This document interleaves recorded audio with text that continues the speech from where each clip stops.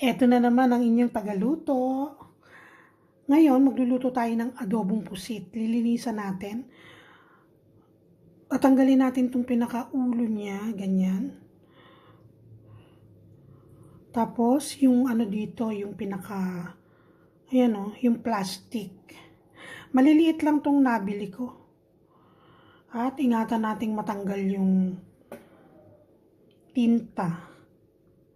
Kasi ewan ko ba, pagka pusit, diba masarap yung magandang tingnan, tsaka parang ang sarap ng dating pagka yung tinta ay kasama. Hugasan muna natin siya, later magigisa tayo. Ngayon, tapos na nating linisan yung ating mga pusit, mag-uumpisa na tayong magisa. Nagpainit na ako ng mantika.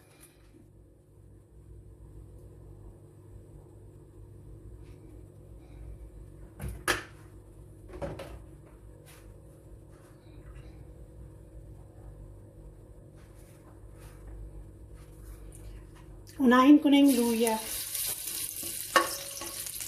Tatlong pirasong slices lang ng luya yung nilagay ko. Para lang maalis yung lansa ba.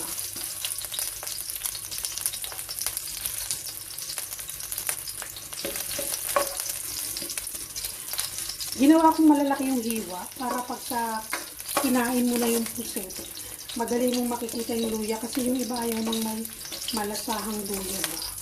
Tapos lagay ko na rin yung sibuyas.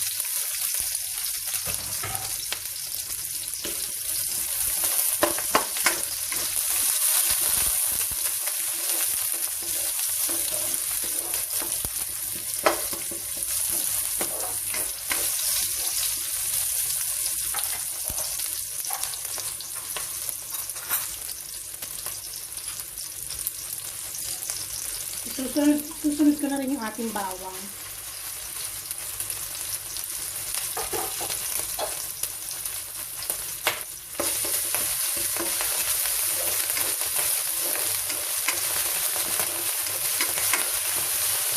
Ito lang. Tapos, pwede na natin lagyan ng lagyan na natin ng toyo.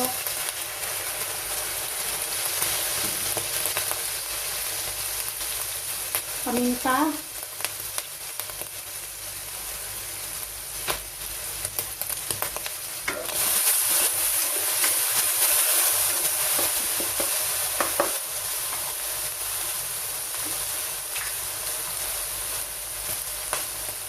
At suka. Yan.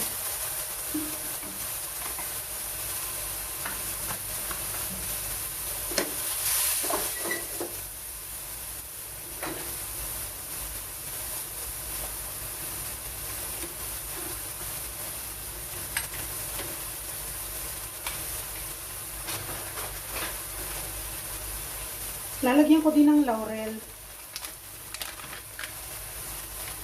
Parang adobo talaga, may laurel. Hintayin natin medyo kumulo.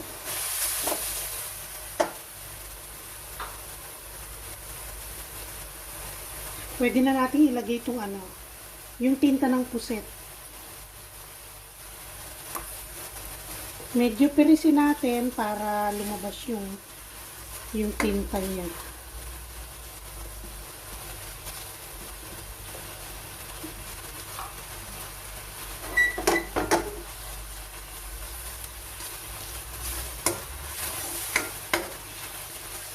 Itong puset madali lang lutuin.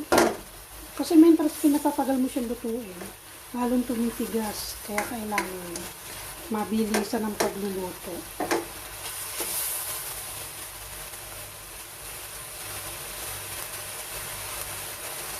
Inanaw ko lang yung tinta, sinimot.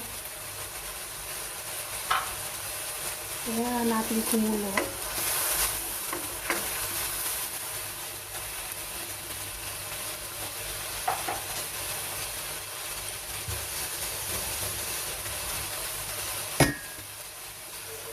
Titikman ko nga.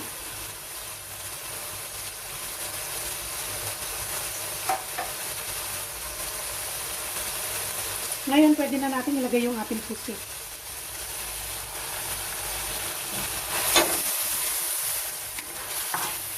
Lakas natin yung apoy.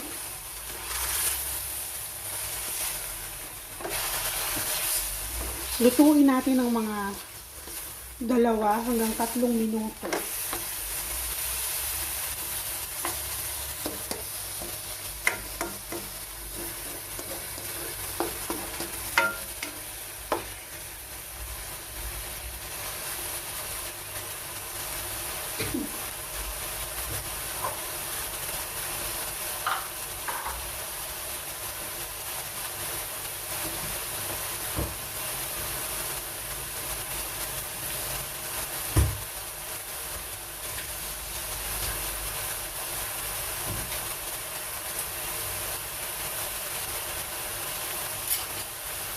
Lagyan natin ng sili.